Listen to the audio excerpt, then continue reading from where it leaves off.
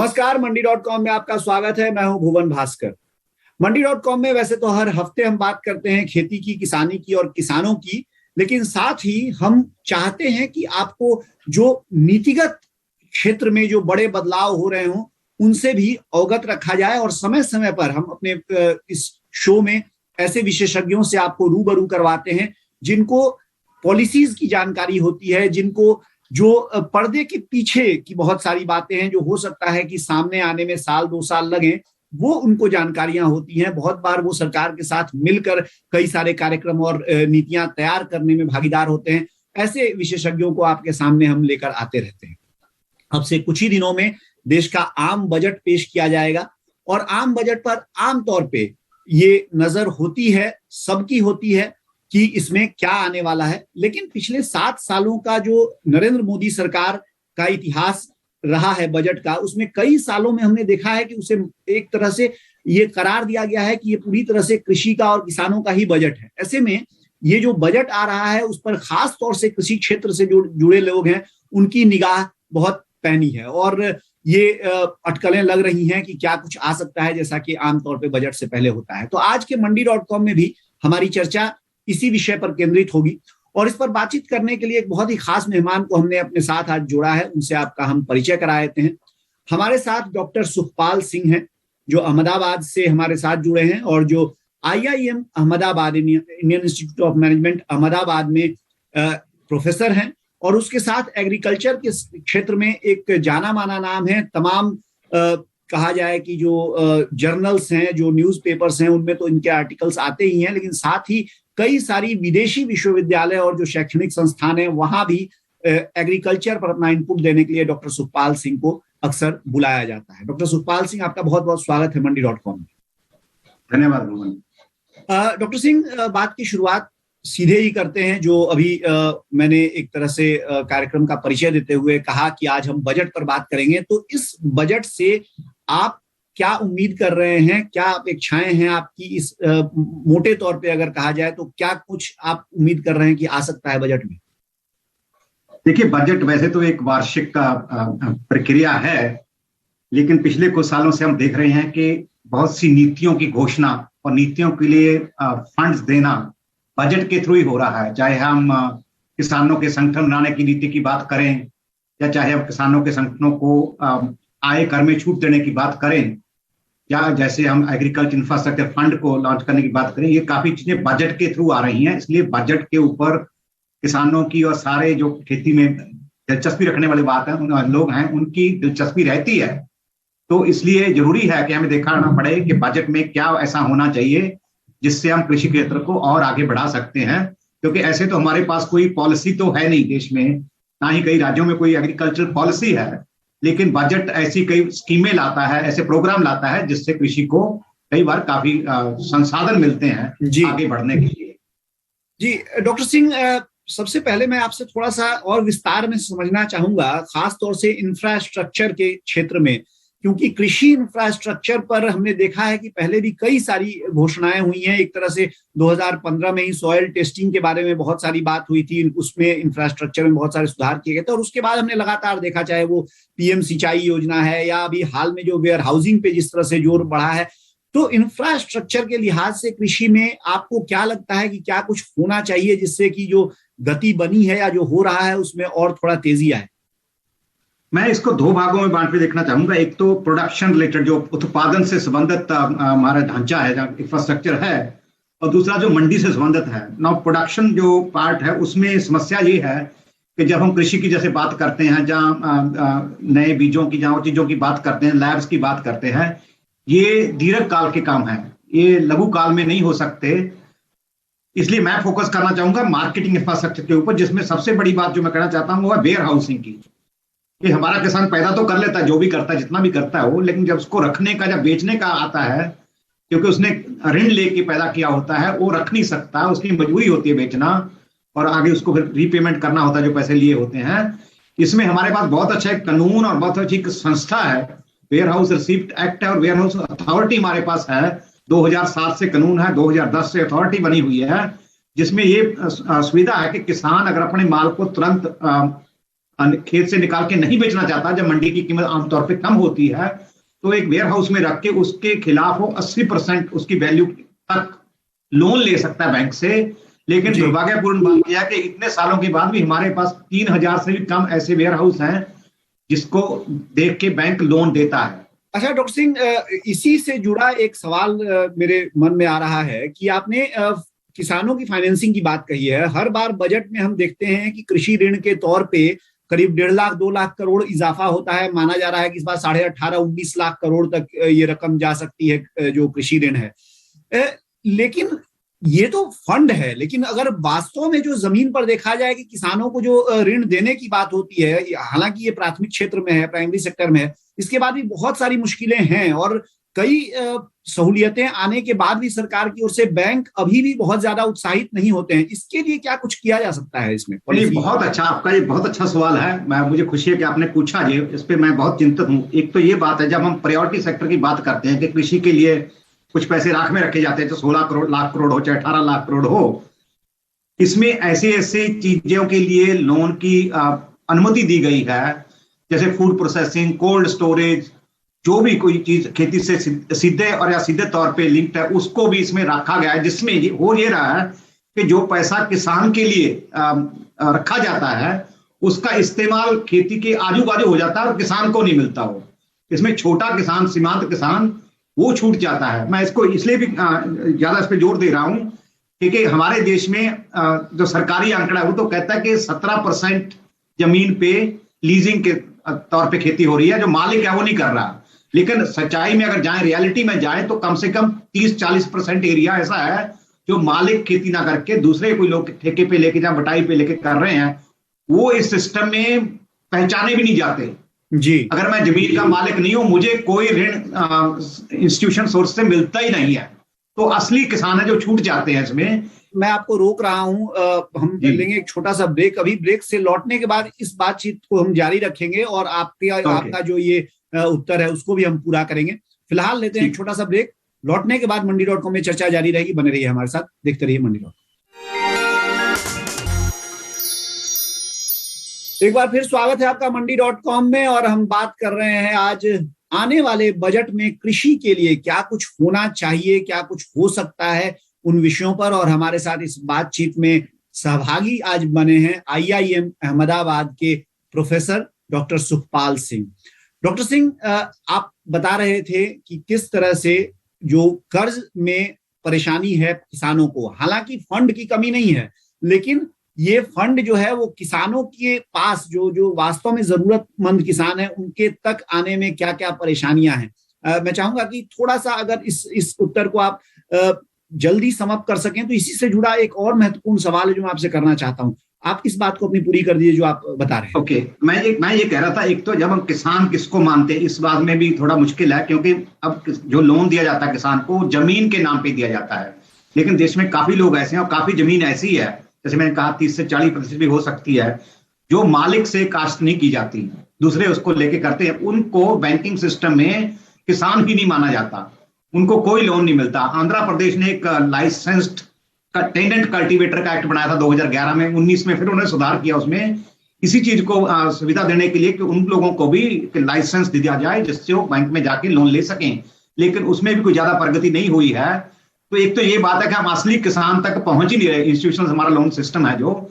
दूसरा जो है कि जिस तरह से हमने प्रायोरिटी सेक्टर को डिफाइन किया है, उसमें काफी ऐसी चीजों को डाल रखा है जो किसान तक लोन को पहुंचने नहीं देती, चाहे फूड प्रोसेसिंग हो, चाहे कोल्ड स्टोरेज हो, चाहे कोई और चीज हो। जब तक इसको फोकस नहीं करते छोटे किसान पे, तब तक नहीं होगा।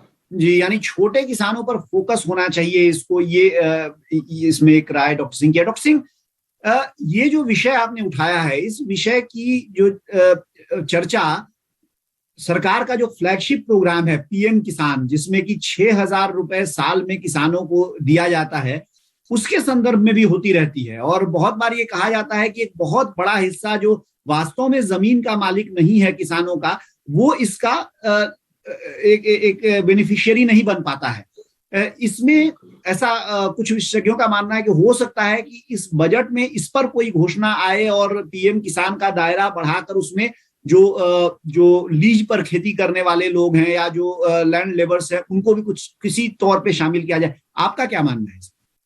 अच्छी बात है। मैं तो एक मानता हूं कि पीएम किसान बड़ा ही एक तरीके से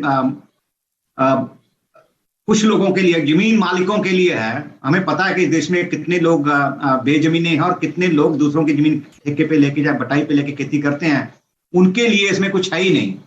इसके मुकाबले जब आपको कुछ राज्यों के आप प्रोग्राम देखें, उनमें शमूलियत लोगों की ज्यादा है। उन पर सबके लिए किया हुआ है, चाहे कोई मालिक है, चाहे कोई गैर मालिकी खेती करता है, चाहे कोई कृषि का वर्कर है, फार्म लेबर है, उनके लिए भी है।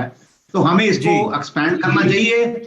और मैं कहूंगा कि जैसे इसमें ऑलरेडी कुछ एक्सक्लूशन क्राइटेरिया है, मुझे नहीं लगता कि हमें सब जमीन मालिकों को ये पैसा देना चाहिए। हमें इसको भी कर्टेल करके उनको देना चाहिए जिनको इस सबसे ज्यादा जरूरत है। डॉक्टर साहब, जो ऋण की बात आपने कही है, वापस मैं उस पर लौट रहा हूं, लेकिन इस बार मैं छोटे किसान के सीधे छोटे किसान के तौर पे आपसे ये सवाल नहीं पूछ रहा।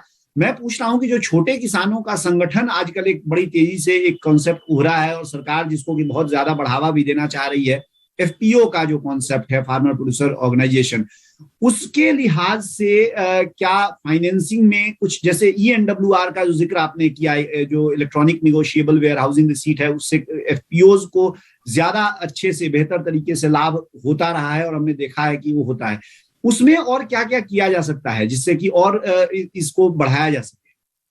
देखिए, एफपीओ के लिए तो पहले ही प्रायोरिटी सेक्टर लेंडिंग में आरबीआई का डायरेक्टिव है कि 5 करोड़ तक का लोन एफपीओ को दिया जा सकता है प्रायोरिटी सेक्टर में से। लेकिन मेरा थोड़ा सा इसमें अलग ओपिनियन है। वो ये है कि अगर हम प्रायोरिटी सेक्टर को किसानों के लिए मान रहे हैं, ज्यादातर खेती के लिए, तो अगर आपको दूसरे संस्थाओं को, जैसे एफपीओ हो, फूड प्रोसेसर कोई हो, एग्री प्रोसेसर वाला हो, कोई कोल्ड स्टोर वाला हो, वेयर हाउस वाला, उनको अगर हमें सपोर्ट करना है तो उनके लिए अलग प्रायोरिटी सेक्टर लैंडिंग होनी चाहिए।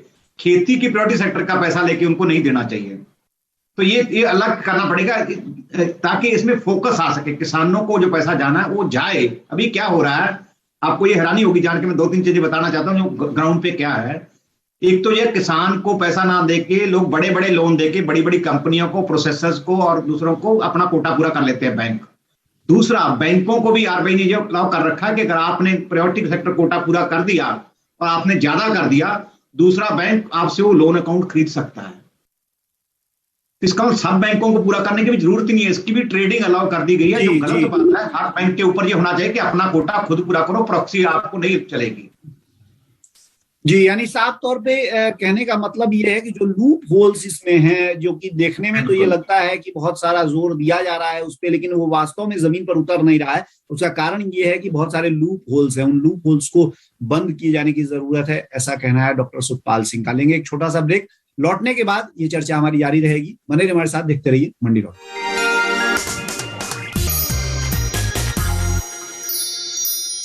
एक बार फिर स्वागत है आपका Mandi.com में। हम बात कर रहे हैं आज आने वाले बजट के बारे में और समझने की कोशिश कर रहे हैं कि इस बजट में कृषि के लिहाज से, किसानों के लिहाज से क्या कुछ आ सकता है, या कहा जाए तो क्या कुछ आना चाहिए। यानी किसानों की विश लिस्ट क्या है, और किसानों की विश लिस्ट को समझने के लिए हमने बुलाया है अपने साथ आज डॉक्टर सुखपाल सिंह को, जो वैसे तो एकेडमिशियन है, वैसे तो IIM के प्रोफेसर हैं, लेकिन दशक से ज्यादा यानी 2-3 दशकों से लगातार एफपीओज के साथ, किसानों के जो दूसरे ग्रुप्स हैं उनके साथ काम करते रहे हैं नजदीक से। पॉलिसी के अंदर और बाहर दोनों तरफ उनकी गहरी नजर होती है। तो इसलिए हम उनसे समझना ये चाह रहे हैं कि कौन कौन सी चीजें कहाँ से निकल के कहाँ पहुंच रही हैं और बीच में कहाँ गड़बड़ी हो रही है। डॉक्टर सिंह, हमने बात की अभी तक किसानों के बारे में, फाइनेंसिंग के बारे में और इंफ्रास्ट्रक्चर के बारे में। खेती से जब भी हम खेती की चर्चा करते हैं तो साथ ही एक जो खेती की सहायक सेवाएं हैं, जिसमें कि डेयरी है, पोल्ट्री है, फिशरी है और इस तरह की तमाम जो दूसरी सेवाएं हैं, जो सेक्टर्स हैं, जिस पर कि हमने देखा है कि पिछले कुछ बजट में सरकार का बहुत ज्यादा जोर रहा है और हर बजट में, चाहे मत्स्य पालन हो, चाहे डेयरी है, उन सब के लिए बड़ी बड़ी योजनाएं और बड़ी बड़ी रकम भी बजट में प्रस्तावित रही हैं। इसमें जो आपने अभी तक का विकास देखा है उसको आप किस तरह से एक तरह से समअप करेंगे और आगे के लिए आपको क्या लगता है, क्या रास्ता क्या है? देखिए, ये जो आपने बात की, चाहे डेयरी की हो, चाहे फिशरी की, चाहे पोल्ट्री की, हाई वैल्यू सेक्टर माने जाते हैं। और इनकी सबसे बड़ी जो फायदे की बात यह है कि जब इन सेक्टर में हम प्रोडक्शन का प्रमोशन करते हैं तो इनके लिए रेडीमेड मार्केट है।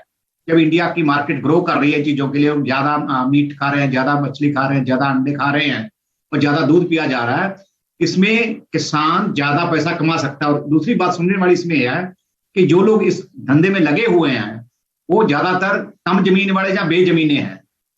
तो इसलिए आप एक बहुत बड़ी जनसंख्या को प्रभावित कर सकते हैं जब इस तरह की चीजों के लिए आप उसका पॉलिसी सपोर्ट दोगे। गवर्नमेंट ने जो किसान क्रेडिट कार्ड इन लोगों को देने का पिछली बार जो अनाउंस किया, बहुत अच्छी बात है। हमें इस चीज को सपोर्ट करना पड़ेगा क्योंकि ये बहुत ही फ्यूचर का एक सेक्टर है, क्योंकि हम गेहूं चावल करके किसानों की आय नहीं बढ़ा सकते। आपने देखा होगा कि डायनासोर का सर्वे भी, अगर किसान की आय देखें, सिर्फ 40-45% आय सिर्फ कृषि से आती है, फसलों से आती है, बाकी तो अलाइड सेक्टर से आती है या वेज वर्क से आती है। तो इसमें एम्प्लॉयमेंट पोटेंशियल काफी है, मार्केट बहुत अच्छी है इसके लिए, और इसमें काफी किसानों को आय का जरिया मिल सकता है और इसको हम और बढ़ावा दें। जी डॉक्टर सिंह, इसमें एक पेच जो है वो मार्केटिंग का है, क्योंकि मैंने देखा है कि डेयरी में काम करने वाले लगभग सारे के सारे किसान जो हैं ऑन पेपर चाहे वो बहुत अच्छा दिखता है, लेकिन अगर किसान अकेले तौर पे काम करता है तो बहुत मुश्किल है कि वो इसमें से कुछ मुनाफा कमा सके। आमतौर पे जो समूहों में काम करते हैं डेयरी में भी जो किसान, वही इसमें फायदा कमा पाते हैं। इसमें आपको क्या लगता है, कुछ हस्तक्षेप की जरूरत है, क्या किया जा सकता है इसमें? नहीं, इसलिए तो जो एफपीओ का प्रोग्राम है बहुत जरूरी है। मैं हमेशा ये मानता हूं कि किसान पैदा करने में बड़ा कुशल है, खेत में अपने अकेले छोटे खेत में काम कर सकता है और दूसरों से अच्छा कर सकता है, लेकिन जब मंडी से भिड़ने की बात आती है, चाहे मंडी से खरीदना हो चाहे मंडी में बेचना हो, तब उसको प्लेटफॉर्म चाहिए। वो प्लेटफॉर्म है एफपीओ या कोऑपरेटिव या फार्मर प्रोड्यूसर कंपनी या कोई उनका एसोसिएशन या संघ हो उनका, जो वो बहुत जरूरी है। अच्छी बात है, सरकार की नीति उसको बढ़ावा दे रही है एफपीओ को। उसी के जरिए किसान को बार्गेनिंग पावर मिल सकती है और किसान अच्छी कीमत अपने माल की तय कर सकता है, किसान वैल्यू एडिशन की तरफ बढ़ सकता है, किसान प्रोसेसिंग कर सकता है, किसान एक्सपोर्ट कर सकता है। ये जो फार्मर प्रोड्यूसर कंपनी का जो कंसेप्ट है लॉ में, इतना अच्छा है कि इसमें कोई भी काम आप कर सकते हो, किसी से कोई परमिशन लेने की जरूरत नहीं। तो बहुत अच्छा चीज है ये, अच्छी बात है, सरकार इसको प्रमोट कर रही है।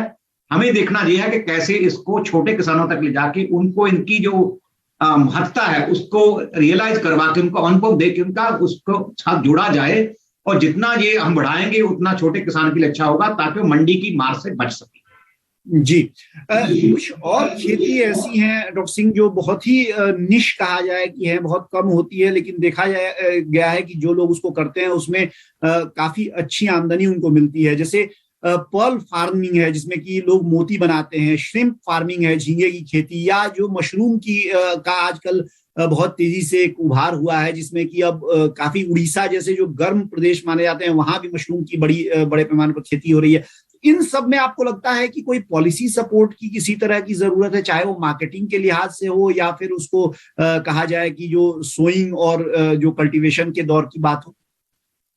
नहीं, देखिए ये तो निश सेक्टर है, निश ही रहेंगे, इसमें कोई ज्यादा बड़े लार्ज स्केल पे इसको प्रमोट नहीं कर सकते, क्योंकि इसमें एक तो इतना पोटेंशियल नहीं रहता, इतनी बड़ी मार्केट नहीं है, और दूसरा इसमें जो इन्वेस्टमेंट कैपेसिटी वगैरह चाहिए, जिस तरह की नॉलेज चाहिए, मार्केट नॉलेज चाहिए, बिजनेस उस तरह की नहीं रहेगी हमारे पास।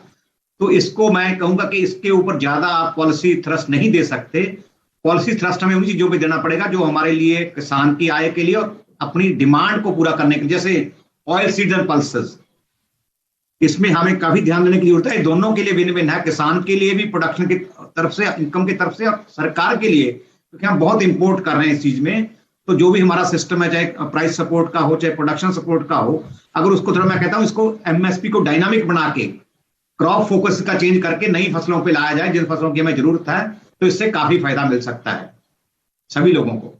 जी, यानी कुल मिला के जो एमएसपी को सीधे तौर पे ये ना रखा जाए कि हर साल जिन फसलों पर एमएसपी आ रहा है उसी पे आए, उसको स्ट्रेटेजिक तौर पे चुनाव किया जाए और फसलों को उन पे एक इंसेंटिव के तौर पे एमएसपी, उससे क्रॉपिंग पैटर्न भी चेंज होगा जो हमें चाहिए, क्रॉपिंग पैटर्न हमें चाहिए, जो रिसोर्स कंजर्वेशन में वो जरूरी हुआ वो हो जाएगा। डॉक्टर सिंह बहुत बहुत शुक्रिया आपका, बहुत बहुत धन्यवाद, आप हमारे साथ आज कार्यक्रम में शामिल हुए और इन तमाम बातों पर और बजट में क्या कुछ किसानों के और खेती के लिए आ सकता है या क्या आना चाहिए, इस पे आपने अपनी राय दी। शुक्रिया, बहुत अच्छा लगा आपसे बात करके। ये थे डॉक्टर सुखपाल सिंह, IIM अहमदाबाद के प्रोफेसर, जो बात कर रहे थे हमसे कि आने वाले आम बजट में वित्त मंत्री निर्मला सीतारमण कृषि के लिए क्या कुछ घोषणाएं कर सकती हैं। फिलहाल अब मंडी.com में हो गया है समय इजाजत लेने का आपसे, तो मुझे दीजिए इजाजत, लेकिन बने रहिए हमारे साथ, देखते रहिए डीडी किसान, क्योंकि डीडी किसान पर खबरों और कार्यक्रमों का सिलसिला जारी। आपकी राय हमारे लिए बहुत महत्वपूर्ण है। आप हमारे टोल फ्री नंबर पर कॉल कर सकते हैं और अपनी राय दे सकते हैं। साथ ही आप ईमेल के जरिए भी हमें अपनी राय दे सकते हैं। हमारा ईमेल पता है ncdexmandi@gmail.com।